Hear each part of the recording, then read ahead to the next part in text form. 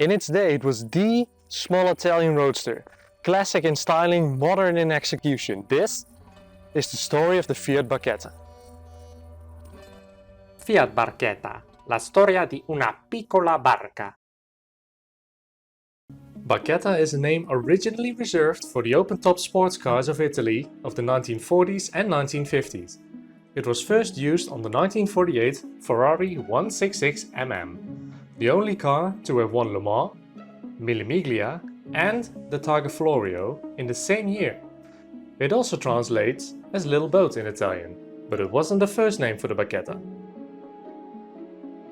Developed as the Tipo B 176 Spider, the two nicknames for the concept cars actually were a bit more tasteful, namely the Marinara and the Diavola, both named after Italian pizzas. The Diavola came from Chris Bangle, the man who at the time had just finished design work for the Fiat Coupe, and the Diavola was pretty much an open-top version of the Coupe. Although it was later reworked into a model of its own, the design was ultimately rejected for the Marinara. The Marinara was developed by Andrea Sapatinas of Fiat's very own Centro Stile division. It had a more rounded and fluid shape to it, taking inspiration from the 166M by adopting the famous rounded headlights.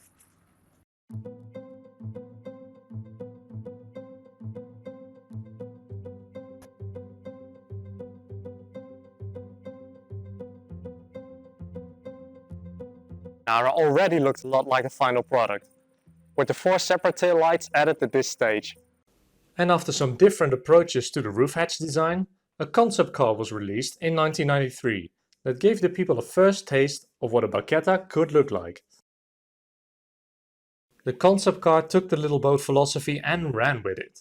The rear especially looks like a speedboat, and it showed off a couple of features that the Barchetta would have. The side mirrors on sticks, the 3 dials in the dashboard, the color continuing through the windscreen, and the rear tail lights being some of those features. The Barchetta was launched into the world in February of 1995 and was immediately praised for its gorgeous styling and fun handling. Compared to the MX-5, the Barchetta made the rear-wheel drive salute to the British sports car look dated and old-fashioned. People loved the color scheme designed into the interior of the car and what Fiat claimed was a metal boot designed to protect the convertible roof, even though it's made of plastic.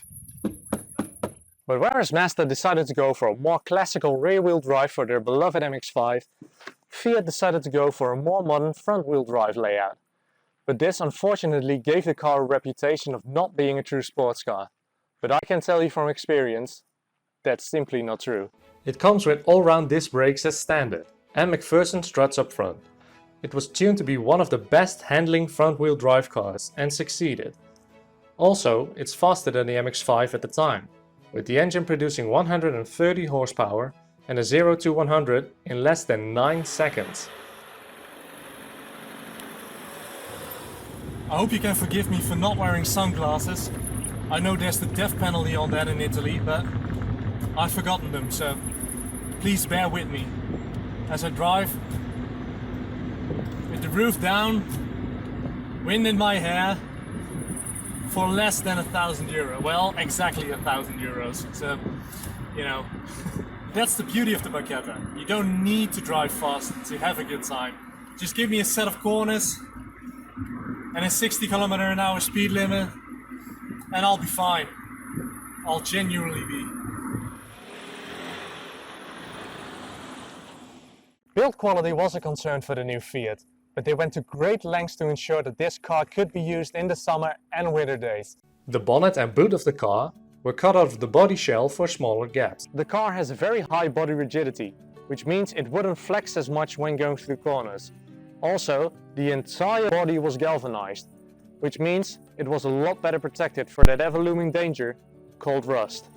In a time where a lot of small roadsters like the BMW Z3, the Mercedes SLK, the MGF and the Mazda MX-5 came with rear-wheel drive, the Barchetta couldn't convince most of these buyers that it could compete on the handling department. Something else which definitely did not help was they did decide to sell the car in Britain, but only with the steering wheel on the left-hand side.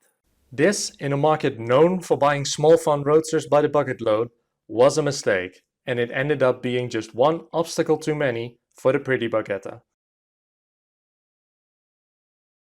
The Barchetta got its facelift in 2003, incorporating the new grille and badge at the front, and a rather stylish way of supplying the now mandated third brake light at the back.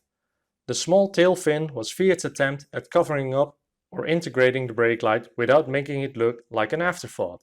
They couldn't have done it any better on a car like this, but in my opinion, it still looks better without it. A couple of special editions were introduced, like the Riviera, and a limited edition version which came with diamond stitched leather seats and the option of a black car with red leather or a red car with black leather. A special mention must be made for the Fiat Barchetta Coupe, a concept designed by the same people as the Barchetta at Maggiore, but unfortunately it never saw production because of the lack of production capacity at Maggiore and competition within their own brand with the Fiat Coupe. But after 10 years, the Fiat Barchetta story ended, with the last model rolling off the production line in 2005. It had shown the world that there was still room for a small but stylish Italian roadster, and it could genuinely compete with the likes of the MX-5 or the BMW Z3 in driving pleasure. Combine that with the fact that it has a bigger boot, a more stylish interior and exterior, and the fact that parts are a lot cheaper these days than the last two, that must make the Barchetta the budget roadster. If you'd like to know more about the Barchetta, and specifically this Barchetta, why not consider subscribing to the channel, as this is just the start of our journey with the little roadster. Tell me what you think of the video in the comments below, and I'll see you at the next stop.